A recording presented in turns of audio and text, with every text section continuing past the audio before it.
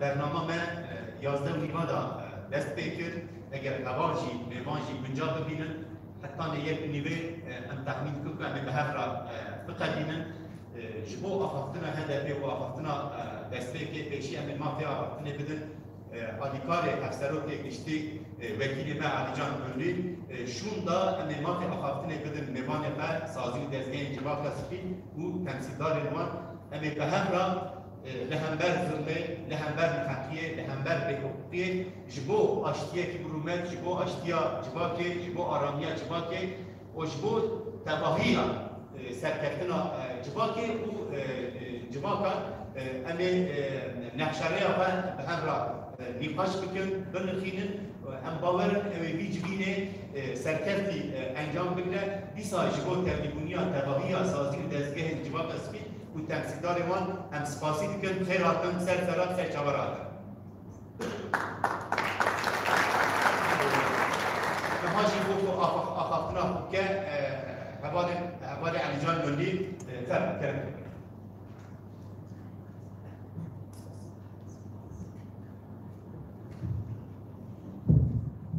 Hoşbaş, günaydın. Sohbet xeyr abi, sağlık cümle masalami. Xeyr atın, ser sarat, ser çavat. Dün Güney Kürdistan'da hastaneden çıkan bir yangında 80 üzerinde insanımız hayatını kaybetti.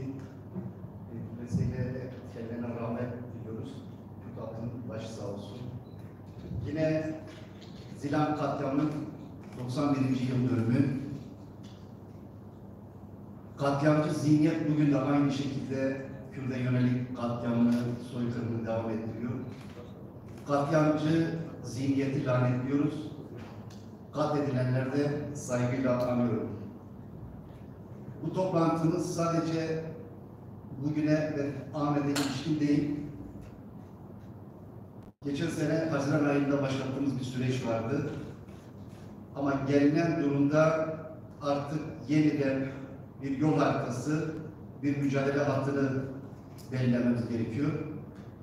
Bunu belirlerken de sadece partimizin kendi resmi kurullarında, merkezi kurullarında tartışarak karara bağlamayacağımız bir süreçtir.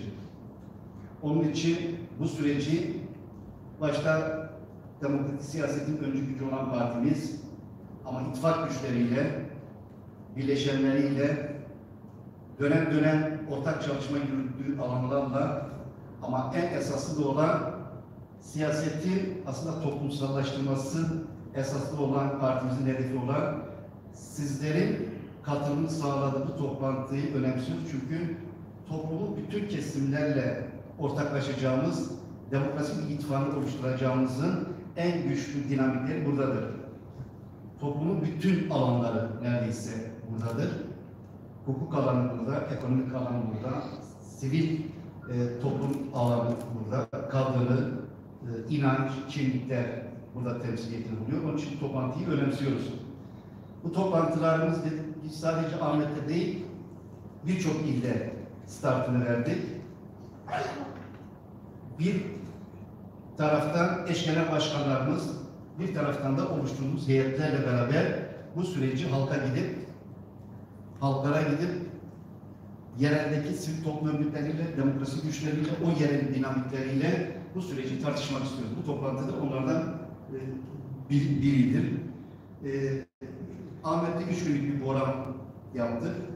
Yerele giderken kendi örgütümüzde, tabanımızda, kitlemizde, seçmenlerimizde ama bir diğer yansa sivil toplum örgütleri, meslek odalarıyla bu süreci tartışmak için 3 günlük bir planlama yaptık. Bugün de sizlerle tartışma yürüteceğiz.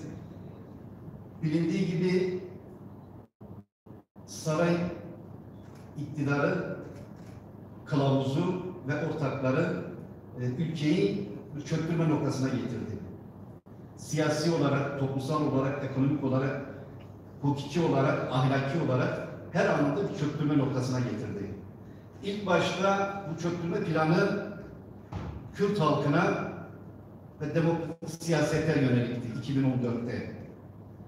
Ama bundan sonuç almayınca bu defa ülkenin bütün dinamiklerine, direnen bütün dinamiklerine bu çöktürme planını uyguladılar.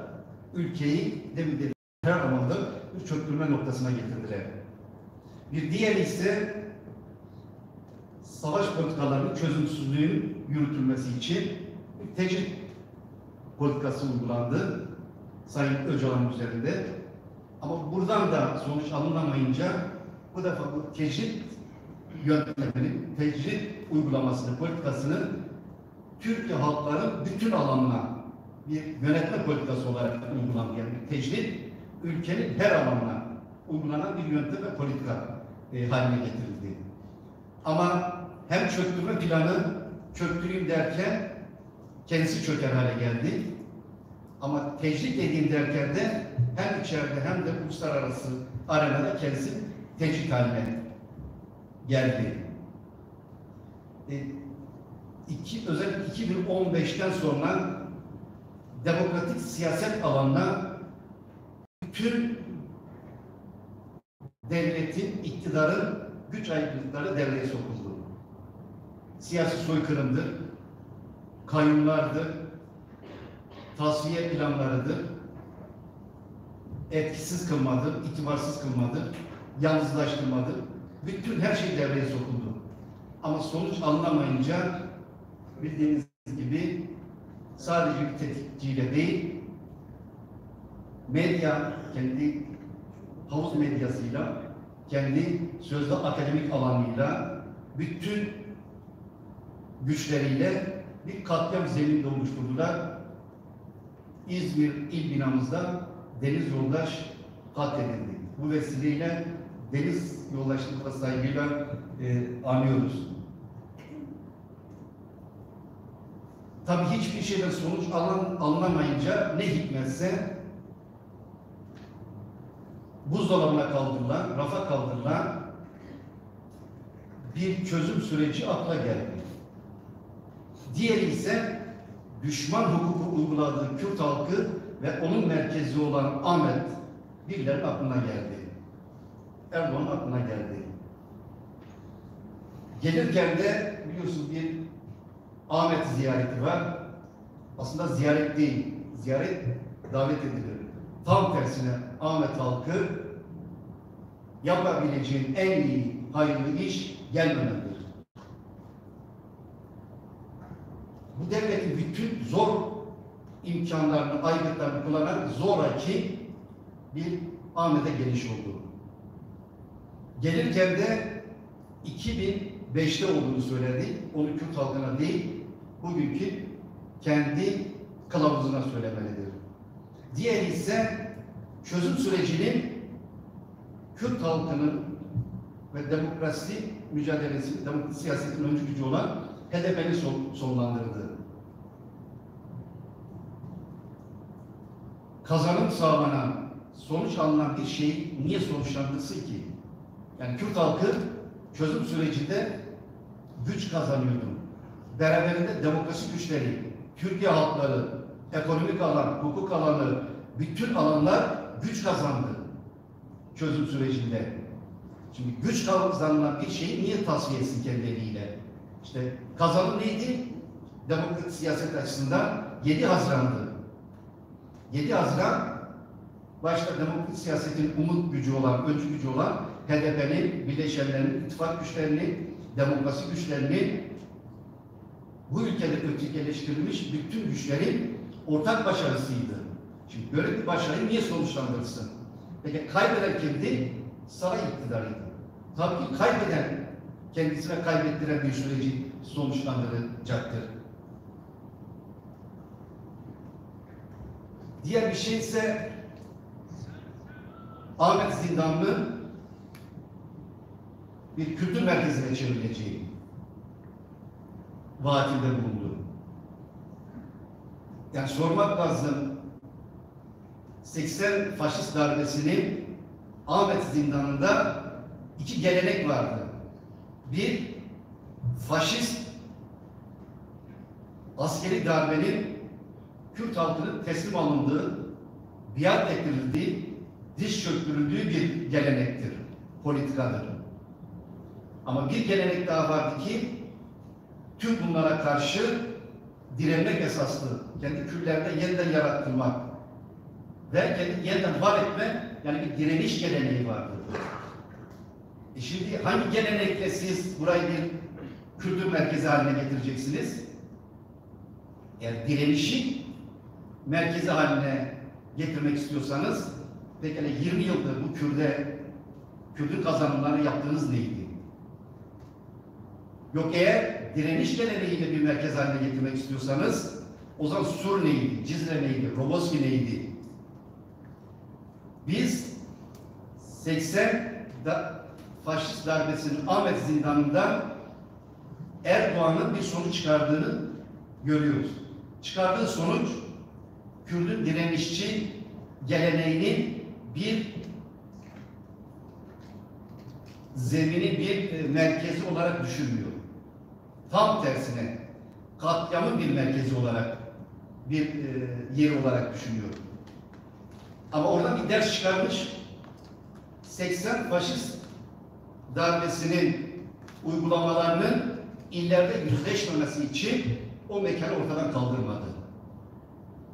Bu ise oradan bir ders çıkardı.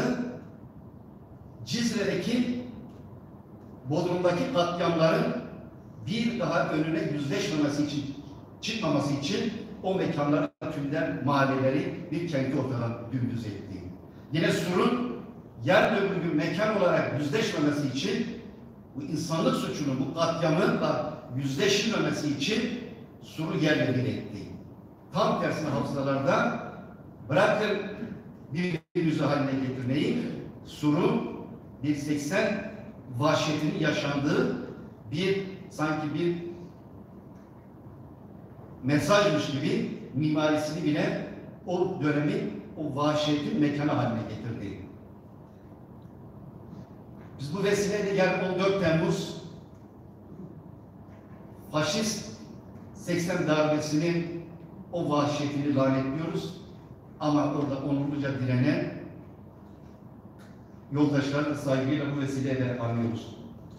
Bir blokta bu yaşanırken, Türkiye halkları bir umutsuzluğu yaşanırken, ama karşısında başka bir blok var. Bu blokta tabii aynılaştırmıyoruz saray ve ortaklarıyla. Ama umut olarak da görülmüyor Türkiye halkları tarafından. Niye? Eğer siz mevcut şimdiki tekçi, cihatçı, faşist, ırkçı bir iktidarı götürüp yerine başka bir şey ikame ediyorsanız, şimdi bazı şeylerin somut, inandırıcı olması gerekir.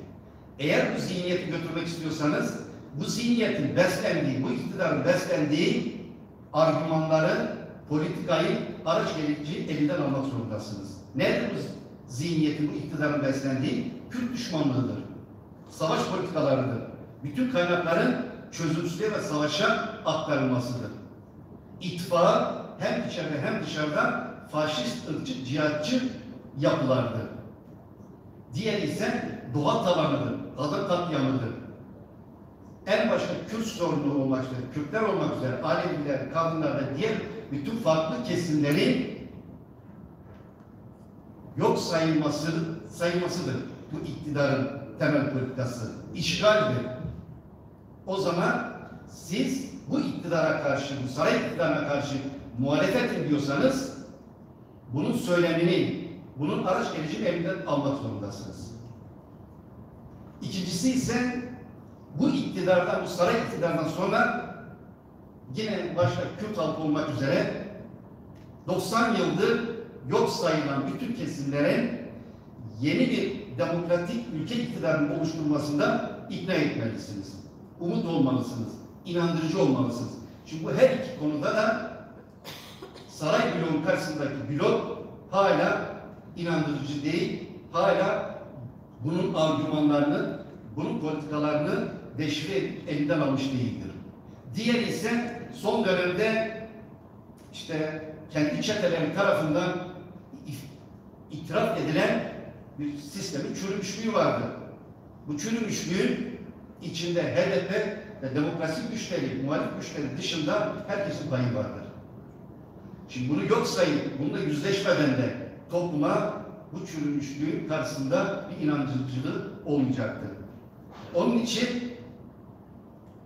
her iki bloğu aynılaştırmıyoruz. Birinin mutlaka artık götürülmesi gereken ama diğerinin ise başta Kürt halkı olmak üzere bütün ötekileştirilmiş toplumsal kesimlere yeninin inşasında bir güven vermek zorundadır.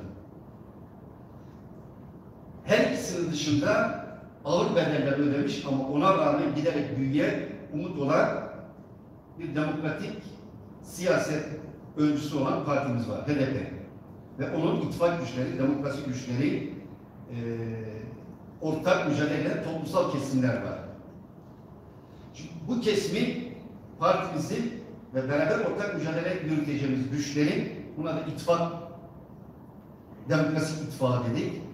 Demokrasi ittifakın yol haritasını hem mevcut bloğun, yani muhalefetin diye bloğun yeni inşasında demokratik bir ülke yönetimi oluşmasına çekmek.